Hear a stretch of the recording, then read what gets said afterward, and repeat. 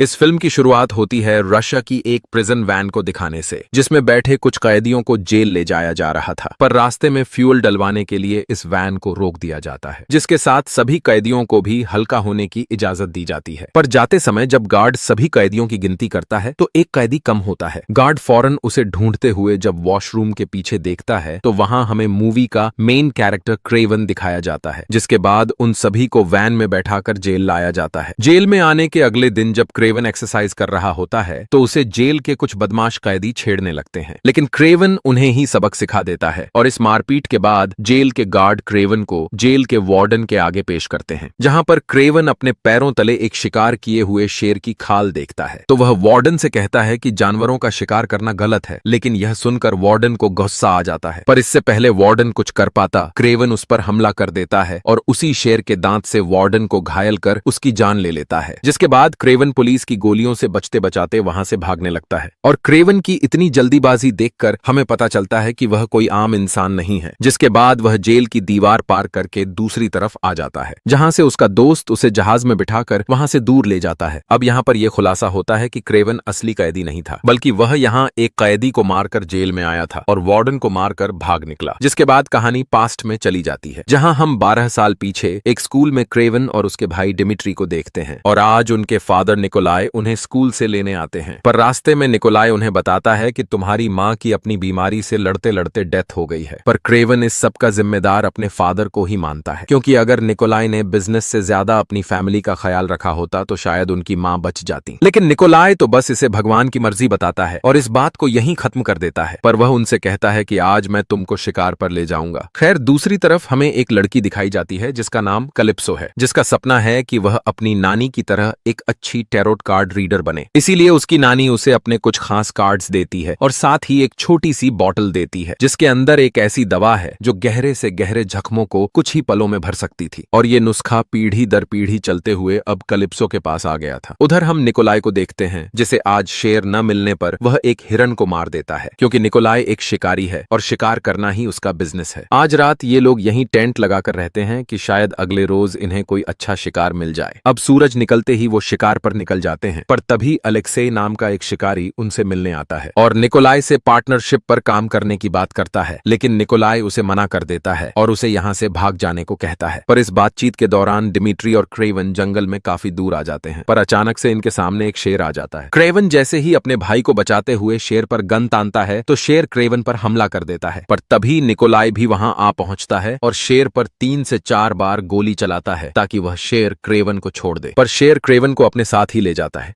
पर इसी जंगल में कैलिप्सो भी अपने पेरेंट्स के साथ शिकार करने आई हुई थी और जब वह क्रेवन को जख्मी हालत में देखती है तो वह उसके पास पहुंच जाती है और वह अपनी नानी की दी गई दवा क्रेवन को पिला देती है। पर यहाँ पर हमें पता चलता है कि इस दवा के साथ साथ शेर के खून की एक बूंद भी क्रेवन की बॉडी में जा चुकी है, जिससे क्रेवन के अंदर शेर जितनी पावर आ गई है। इसीलिए डॉक्टर्स भी क्रेवन की कंडीशन देखकर हार मान जाते हैं। लेकिन तभी अचानक से क्रेवन उठ जाता है और कैलिप्सो की पिलाई गई दवा से वह बहुत ही जल्दी रिकवर हो जाता है और फिर निकोलाई क्रेवन को घर ले आता है, जहां हमें उसी शेर का सिर लगा हुआ दिखता है जिसने क्रेवन को नुकसान पहुंचाया था। निकोलाई क्रेवन को पढ़ाई छोड़कर एक शिकारी बनने को कहते हैं ताकि वह बिजनेस को आगे बढ़ा सके, लेकिन क्रेवन बेजुबान जानवरों को मारकर बिजनेस नहीं करना चाहता था, इसीलिए वह घर छोड़ने का फैसला करता है। और जब रात में चुपके से वह भाग रहा होता है तो डिमिट्री उसके सामने आ जाता है। डिमिट्री क्रेवन से कहता है कि पहले माँ हमें छोड़कर चली गई और फादर भी मुझे अच्छा नहीं समझते और अब तुम भी मुझे छोड़कर जा रहे हो। क्रेवन डिमिट्री से वापस आने का प्रॉमिस करता है और अब वह यहाँ से रशिया जाने के लिए निकल पड़ता है, लेकिन रास्ते में उसे कुछ बाइसन अपनी तरफ दौड़ते हुए दिखाई देते हैं, जिन्हें देखकर क्रेवन काफी डर जाता है। लेकिन उनमें से एक बाइसन क्रेवन को बचाने के लिए उसके सामने आकर खड़ा हो जाता है, क्योंकि उसे क्रेवन की आंखों में एक राजा दिखाई दे रहा था।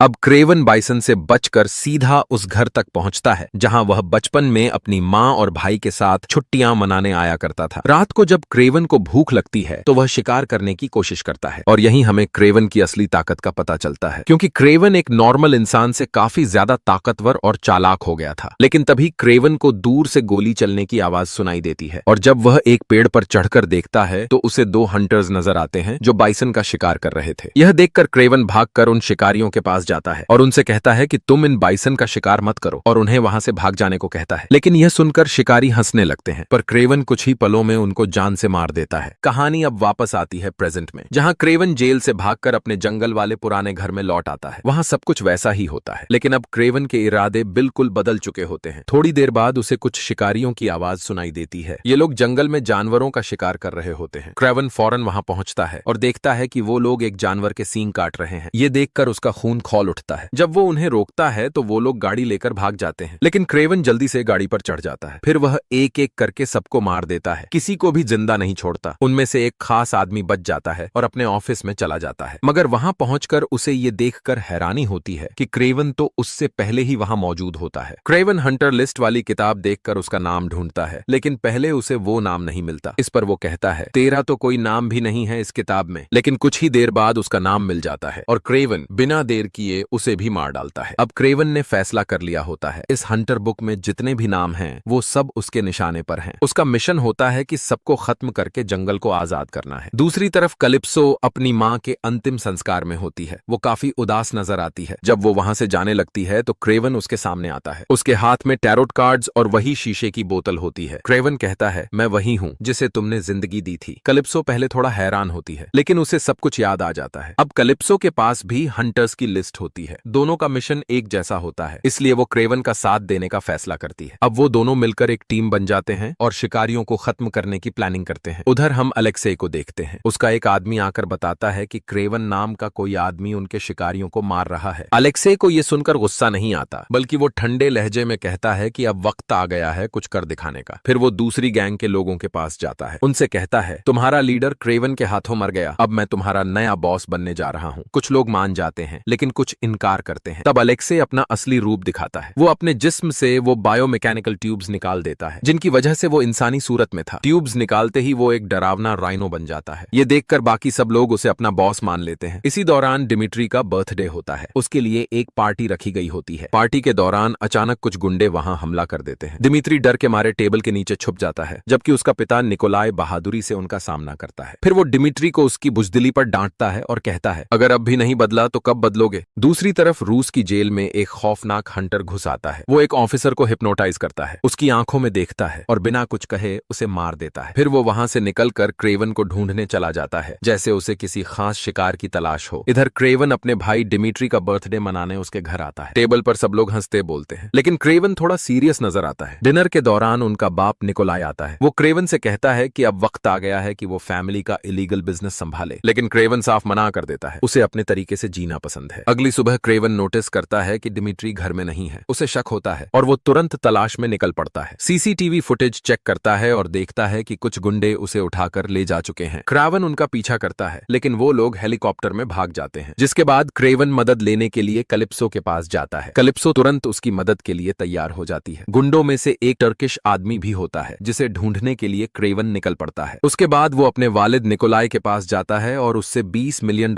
मांगता है, क्योंकि यही रैंसम अमाउंट होती है उसके भाई को छोड़ने की। लेकिन निकोलाई इनकार कर देता है, क्योंकि वो किसी के आगे झुकना नहीं चाहता। हालांकि गुंडे डिमिट्री की एक उंगली भी काट कर भेजते हैं ताकि धमकी को सीरियस लिया जाए। फिर भी निकोलाई इन लोगों के आगे सर नहीं झुकाता। ये देखकर क्रेवन गुस्से में आता है और फैसला करता है कि वो अपने भाई को खुद ढूंढेगा। कलिप्सो भी इस मिशन में उसका साथ देती है। दोनों मिलकर एक आदमी के पास जाते हैं जो उन्हें टर्किश शिकारी की लोकेशन बताता है। क्रेवन फौरन वहां जाता है, वहां गुंडों को एक एक करके मार देता है और फिर टर्किश आदमी से डिमिट्री के बारे में पूछता है। वो बताता है कि डिमिट्री अब अलेक्से के पास है। अब हम अलेक्से को देखते हैं, जो डिमिट्री से कह रहा होता है, अपने भाई और बाप का क्या करोगे, तुम मेरे साथ मिल जाओ, मैं तुम्हें एक खास ताकत भी दे सकता हूँ। ये सुनकर डिमिट्री सोच में पड़ जाता है। उधर क्रेवन अलेक्से के बारे में सब कुछ जानने के बाद कलिप्सो के साथ अपने घर लौट आता है और अलेक्से से लड़ने की तैयारी शुरू कर देता है। वहां वो अपने बनाए हुए खास वेपन्स दिखाता है। इसी दौरान अलेक्से के आदमी क्रेवन को मारने आ जाते हैं। क्यों? क्योंकि डिमिट्री ने अलेक्से को क्रेवन की लोकेशन बताई होती है। क्रेवन से लड़ते वक्त कुछ जंगल के जानवर भी उसकी मदद करते हैं, लेकिन एक खतरनाक आदमी जिसका नाम क्रिस्टोफर होता है और जो लोगों को हिप्नोटाइज कर सकता है, क्रेवन को अपने जाल में फंसा लेता है। वो क्रेवन को मारने ही वाला होता है कि कलिप्सो वहां आ जाती है और क्रिस्टोफर को खत्म कर देती है। क्रेवन बच जाता है। उस वक्त अलेक्से को लगता है कि उसके आदमी क्रेवन को मार चुके होंगे, लेकिन तभी एक नए खतरे का सिग्नल मिलता है। बायोन्स का ग्रुप उसकी तरफ आ रहा होता है। अलेक्से फौरन गैंडे का रूप ले लेता है, यानी वो दोबारा राइनो बन जाता है। तभी क्रेवन भी वहां आ जाता है। दोनों के दरमियान जबरदस्त जबरदस्त फाइट होती है। क्रावन एक लोहे की रॉड से अलेक्से पर वार करता है, फिर बायोन्स को उसके ऊपर छोड़कर